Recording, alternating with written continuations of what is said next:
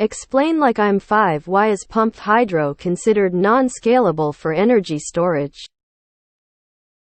The idea seems like a no-brainer to me. For large-scale energy storage, use surplus energy from renewable sources to pump water up, then retrieve the energy by letting it back down through a turbine.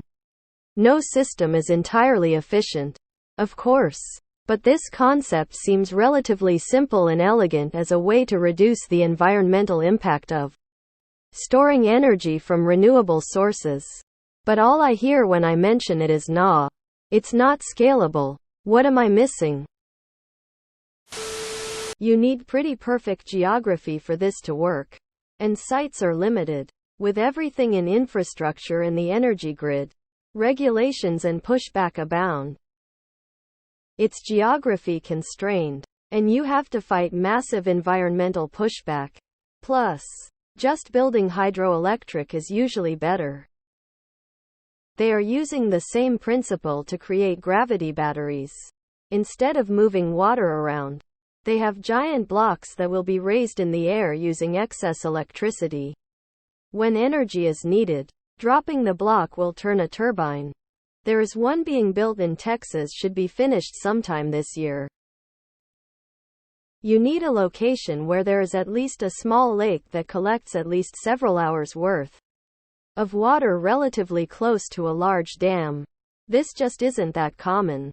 Further, mountainous areas have the best chance of this combination, are also not usually great places for building solar or wind or any large construction. So, now the power to the pumps is traveling even further.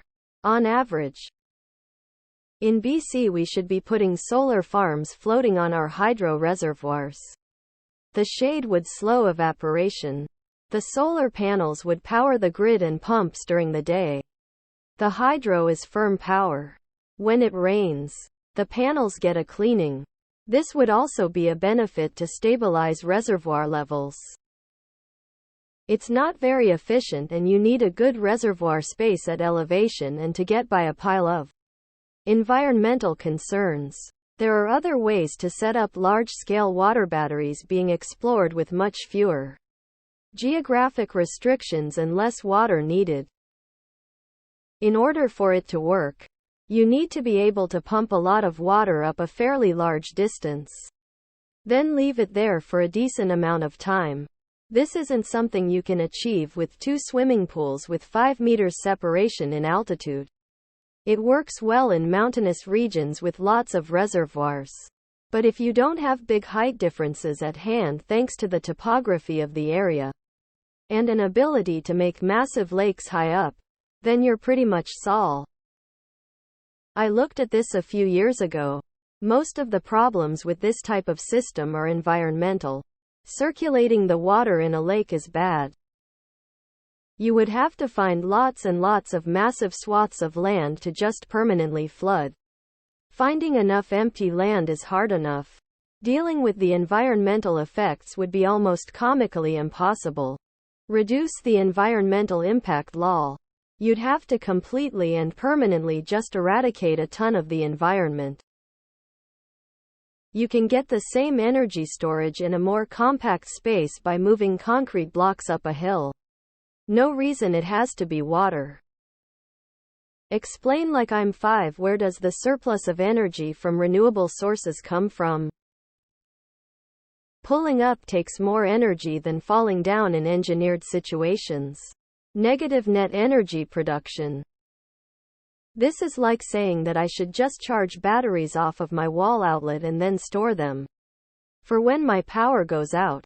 I paid a hell of a lot more money to charge those batteries than the energy that they contain is worth. It's not a bad idea for me to have a backup plan, but it isn't sustainable as a primary source. It's typically more economical and environmentally friendly to store energy via batteries at this point.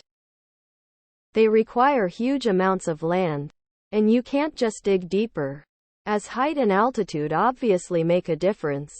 So you need a very large area. Also, they are a net consumer of power. There are many YT videos about the system and some of the drawbacks. It's fascinating, and engineers have already dealt with things you never even thought about on the subject. They used to, not sure if the same today, do that at Grand Coulee Dam in Washington state. This is exactly how Niagara Falls Power Station works. They divert water at night to a reservoir that they then use for power generation. This is why the falls are flowing at a reduced volume through the middle of the night.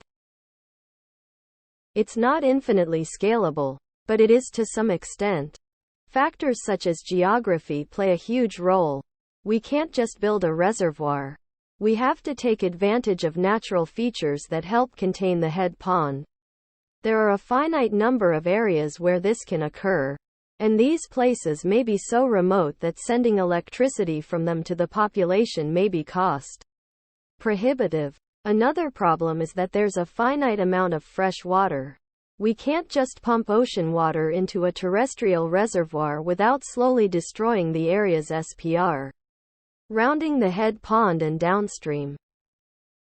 You need very specific geography for that to work. It takes up a lot of space, and the margins for profitability are airtight. It also takes a massive amount of water to store energy. So building a water tower for pumped storage wouldn't be economical with how little storage you would have. Lots of dams already have this, especially those with sister reservoirs. The issue is building lots of new dams means flooding lots of valleys and displacing people. And pumping up uses more energy than the water falling back. Places with no people are likely protected already. Dams also have their own issues, like silting or preventing fish migration. We've built nearly all the places already well suited for it. It is currently humanity's largest form of energy storage, but there is limited potential for further growth. Imagine a dam and how much water is in the reservoir of a dam and how much energy a dam can produce. A quick Google search says that the Three Gorges Dam produces about 22 megawatts of power. That is roughly 4 coal power plants worth of electricity. Shit ton is an appropriate American unit of measure. But rather than referencing the Empire State Building, it would paint a clearer picture if you used bananas or stacked elephants. Any examples of pumping air into deep sea storage? I guess if deep enough it compresses down quite small, and the surrounding water could help with the transporting the heat to and fro during expansion and compression. 1. If you don't have natural reservoirs and need to construct the entire thing, cost. 2. Because you only get back 20 of the energy you put in. I understand electricity does not travel far very well, and hydro pump storage tends to be geographically isolated. There would be lots of energy at night, but it's expensive to get it to the consumers, and it is still not easy to store near population centers. See the effort Tesla has put into battery storage. That's my basic understanding of the problem.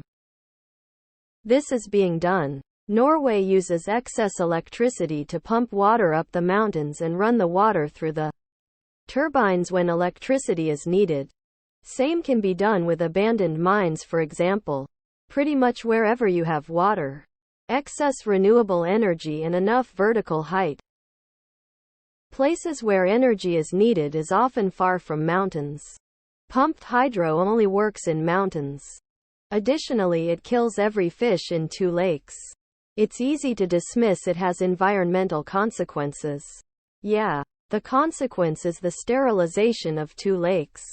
That's really bad. And it snowballs too. It's not like nobody was eating the fish in those lakes. Ever hear of flatland?